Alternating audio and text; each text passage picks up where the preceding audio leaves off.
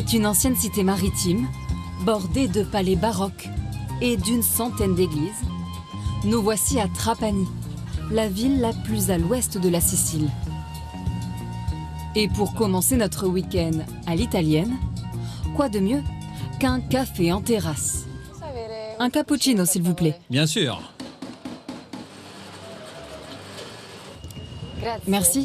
Vous me recommandez de visiter quelque chose en particulier à Trapani? Regarde, ici c'est la place de l'ancien marché aux poissons. Il en existe encore un aujourd'hui, mais il se trouve plus loin. Tu peux passer par le front de mer. C'est très joli. Sur les conseils du barista, nous rejoignons donc le marché aux poissons. C'est notre incontournable. Trapani était autrefois un important port de pêche, situé stratégiquement sur la route commerciale allant de Carthage à Venise. Venez voir nos magnifiques mulets. Aujourd'hui encore, la pêche du jour est vendue à quai, directement à l'arrière du bateau. Qu'est-ce que vous avez pêché aujourd'hui? De la dorade, de la bogue, de la mostelle, des sardines, du merlu. Et quel est le plat typique à base de poisson? À Trapani, c'est le couscous de poisson. On peut le préparer avec du mulet rouge. Il n'en fallait pas plus pour nous ouvrir l'appétit. Et ça tombe bien, nous avons rendez-vous avec la reine du couscous. Bonjour. Le secret pour obtenir une belle semoule, c'est d'ajouter de l'eau froide, comme ça, petit à petit. Et vous égrenez la semoule tous les jours?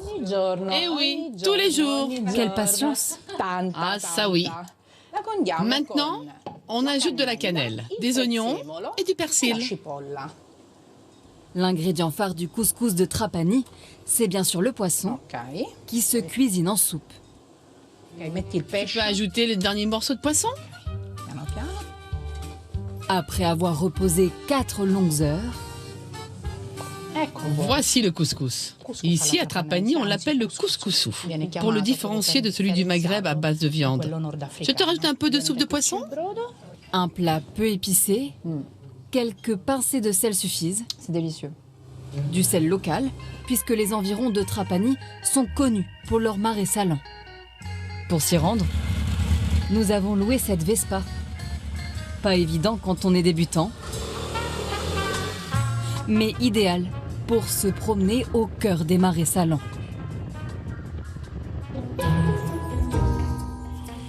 C'est dans ce cadre bucolique que nous allons apprendre un métier d'autrefois.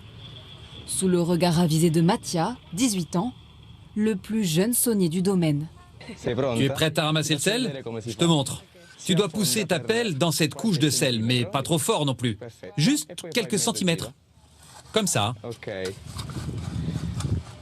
Et maintenant, on va ramasser le sel. Tu dois t'aider de ton genou, comme ceci.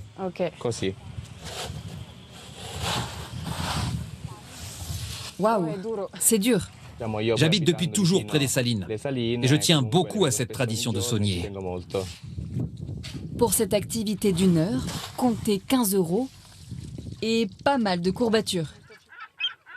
Heureusement, notre hôtel n'est pas bien loin. Enfin, il faut quand même gravir ces 850 mètres de dénivelé.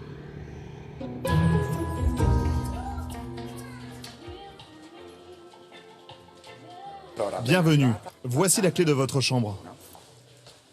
Avec tous ces bibelots, cette maison construite au XVIIe siècle vous donnera l'impression d'être invité chez des nobles siciliens. Le toit et la cheminée en marbre sont encore d'époque. Et ici, nous avons le patio arabe. Ça protège très bien de la chaleur et du vent, parce qu'à Erice, on est très exposé. 85 € la nuit pour une chambre confortable. Et au petit matin, une vue splendide sur les remparts d'Erice. Une cité médiévale pittoresque, avec ses ruelles étroites, ses nombreuses boutiques. Et celle-ci nous attire plus que les autres. Bonjour. Bonjour. Je voudrais goûter une pâtisserie typique d'ici. Je te recommande ma spécialité, une génoise à la sicilienne. Viens en cuisine, je vais te montrer. Depuis plus d'un demi-siècle, Maria dirige cette pâtisserie, réputée comme étant la meilleure de Sicile. Elle vous révélera à vous aussi ses conseils en cuisine, le temps d'un cours particulier au prix de 25 €. C'est de la crème pâtissière. Je peux te demander ton âge? 85 ans. Je n'imagine pas ma vie sans le travail, donc je prends très peu de vacances. Après 10 minutes de cuisson au four, tu pourras les goûter. Alors, ils sont réussis? Oui, Et tu m'embaucherais? bien sûr.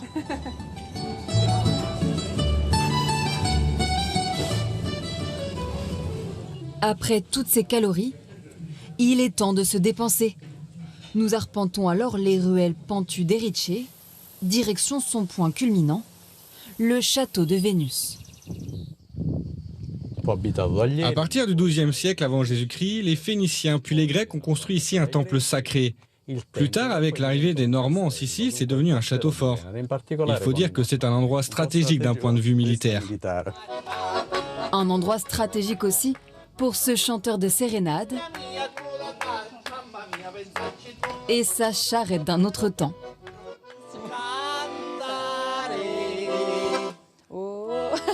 Mais moi je chante vraiment mal.